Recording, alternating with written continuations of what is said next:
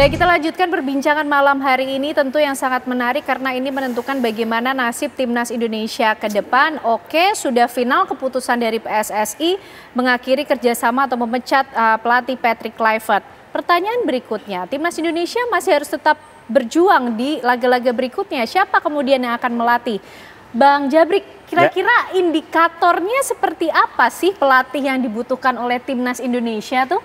Ya, yang tadi yang sudah dijelaskan sama Bang Andri, Mbak, bahwa pelatih yang bakal nanti menggantikan pelatih Patrick Kluivert itu yang tahu kultur sepak bola Indonesia, ya kan? Dan juga ini sekarang kan sudah kelihatan kandidatnya. Kalau memang toh di situ masuk Alex Pastur yang stafnya asisten pelatih dari PK, berarti kan kita harus 3 nih. Yang bakal calon kandidatnya, ditambah plus yang mantan, ya kan, bekas timnas, berarti Sintayong. Kalau saya lihat di sini harus juga dilibatkan, Mbak, harusnya yang kemarin-kemarin sebelumnya itu Sintayong itu staf kepelatihannya itu dalam paket, ya kan, staf pelatih sampai pelatih kepala itu harus ada tuh pelatih asisten pelatihnya dari pelatih lokal. Nah, itu juga kadang-kadang mempengaruhi, Mbak, untuk buat di kepelatihan. Nah, yang saya mau harapkan entah itu siapa yang menjadi kandidat pelatih untuk timnas yang akan datang, itu yang mereka yang benar-benar tahu, ya kan? Tahu yang jangan sampai miskin strategi, miskin taktik atau apa semuanya, dan juga dia harus tahu juga yang bakal dihadapi nanti sama lawan, pelatih juga tahu strategi apa yang bakal dilakukan menghadapi tim-tim yang seperti kayak Arab Saudi, terus juga Australia, itu dia harus sudah tahu semua gitu loh, Mbak. Ini kalau Bang Jabrik pokoknya ada orang lokal lah dan juga paham strategi. Kalau Bang Peri pandangannya gimana? Tadi ada sejumlah nama nih Bang Peri kita mention yang masuk ya dalam bursa sebagai pengganti Patrick Kluivert. Ini ada nama Giovanni Van Bronckhorst, Alex Pastoor, Jesus Casas, Timur Kapadze, kemudian ada Khalid Halilhodžić, Park Hang-seo, dan juga Simon Tamahata. Nah, kira-kira ini menjawab indikator-indikator yang perlu bagi seorang pelatih. Saya rasa sebagai pelatih untuk timnas ini syarat utama adalah dia harus tahu kultur dan budaya Indonesia sendiri. Harus tahu kultur itu dan harus. Indonesia. Jadi dia biar tahu, oh ini rupanya karakter orang Indonesia itu begini, cara main ini begini. Pemainnya, dia harus tahu. Jadi saya rasa mungkin pelatih yang lebih lama untuk megang timnas ini, saya rasa pelatih yang ST ya, dari mulai kita punya timnas dari usia ke usia, terus mulai dari babak belur ini timnas dipegang dia, makin lama makin bagus, selama 5 tahun dia pegang tim. Dan yang dikatakan oleh Jabrik tadi juga benar, di sisi lain juga di staf pelatihan itu harus ada asisten orang lokalnya. Jadi biar bagaimanapun sedikitnya ada informasi dari pelatih lokal ini sendiri untuk pelatih kepala yang mengenal Indonesia tadi lewat pemainnya. Saya rasa ini coach yang sudah kita laluin kemarin, Sintayong mungkin sudah tahu karakter orang-orang Indonesia karena dia juga orang Asia. Bang, gimana soal nama Simon Tamahata yang nampaknya juga punya kedekatan kalau kita lihat track recordnya ya sebagai kepala pencari bakat kayaknya nggak familiar nih ya.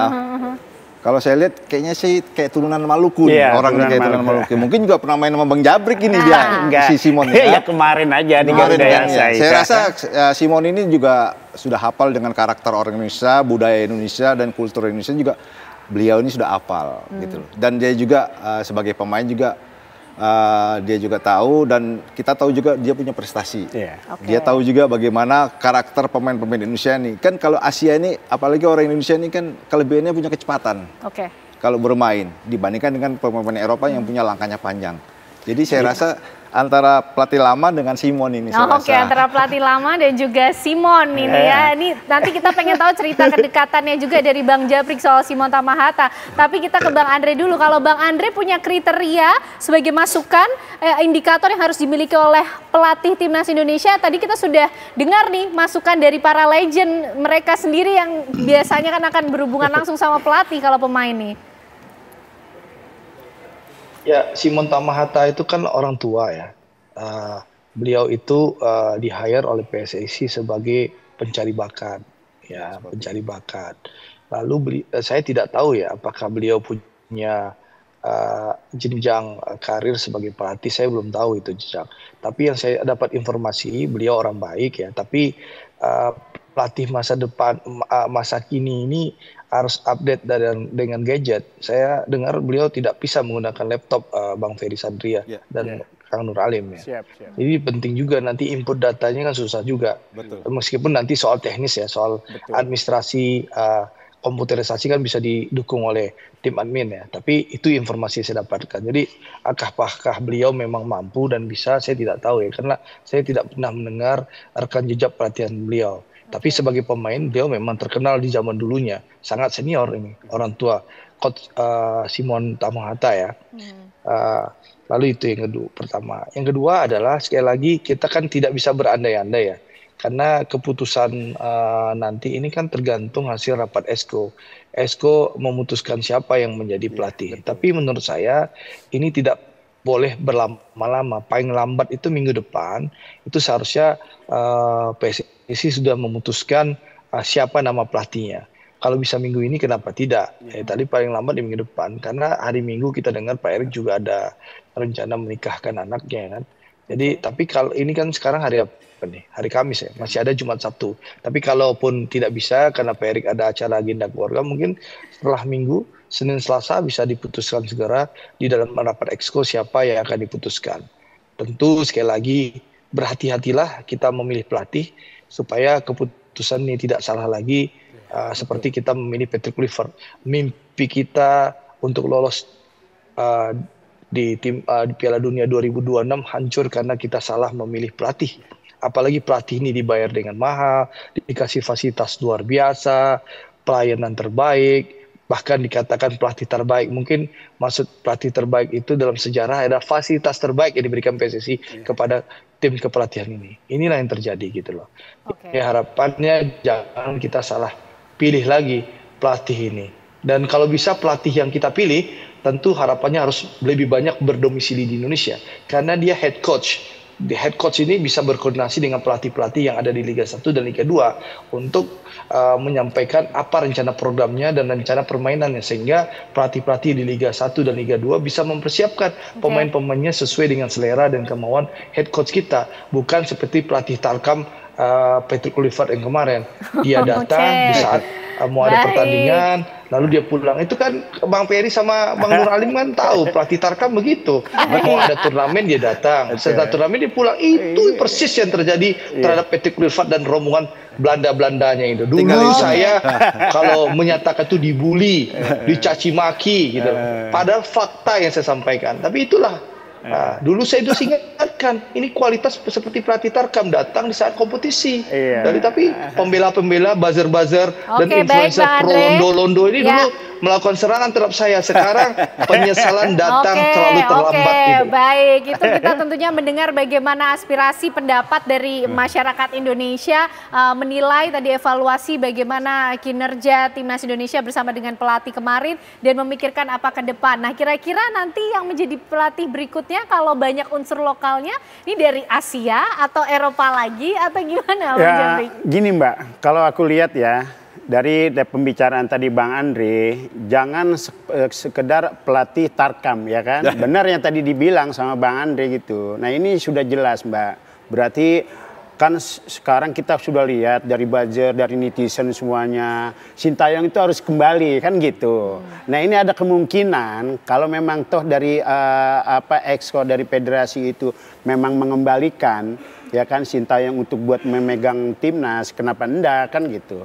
Karena dia juga sudah tahu kan karakter pemain-pemainnya dari timnas juga itu sendiri Mbak. Tapi yang lebih penting adalah yang menghabiskan waktu lebih banyak di Indonesia. Betul, yang nggak sekiranya itu dia pindah terus kira pertandingan dia datang. Karena itu bagian dari mengenal Indonesia dan juga pemainnya Bang Ferry. Begitu? Yang pasti yang Bang Andri tadi katakan itu benar, saya setuju. Kalau memilih pelatih ya harus hati-hati, lihat dulu. Saya juga setuju mengenai Coach Sintayong harus kembali lagi. Tapi kan ada yang pro dan ada yang kontra ini kan masalah Sintayong ini. Kita kembalikan lagi kepada federasi dan dengan Sintayong. Karena apa? Kalau Sintayong kembali lagi, otomatis dia sebagai pelatih kepala, saya rasa beliau juga udah tahu karakter-karakter dari pemain-pemain Indonesia sendiri. Bukan gitu, ke satu gini juga Bang, saya tambahkan Bang Peri. Mungkin kemarin ada plus minusnya, kenapa Sintayong sampai diberhentikan, kan begitu Mbak. Ya kita selama ini kan lihat ada performa dari permainan dilatih sama Sintayong, berarti kan ada segi fisiknya. Nah mungkin ada kekurangan dia di masalah strategi atau dari taktikal, ya mungkin Sintayong juga bisa untuk buat mencari staf asisten pelatihnya yang tahu mengenai masalah strategi dan itunya. Ya, saya rasa kalau masalah strategi, taktik dan strategi kemarin memang adalah salah satu faktor kesalahan. Itu karena miss saja kemarin ya, waktu masalah taktik dan strategi saya rasa mungkin itu kalau nggak salah kejadian waktu lawan China kita lawan China. Itu kan blunder juga kalah. Itu blunder. Ini sama juga waktu kejadian juga Patrick Kluivert waktu kita lawan Arab. Cuman kita lihat harus memilih pelatih yang presentase kesalahannya paling kecil. Gitu. Kita cari. Yang penting bagaimana kalau saya sebagai mantan bagaimana timnas ini bisa maju ke depannya, bisa lebih baik gitu daripada sekarang. Bang Jabrik mungkin juga mengomentari soal nama-nama tadi yang masuk dalam bursa nih, menarik karena katanya Bang Peri juga punya cerita tersendiri apalagi dengan sosok Simon Tamahata, tapi ditahan dulu ya Bang Jabrik ya, sudah mau cerita tapi saat lagi pemirsa kami hadirkan ceritanya untuk Anda.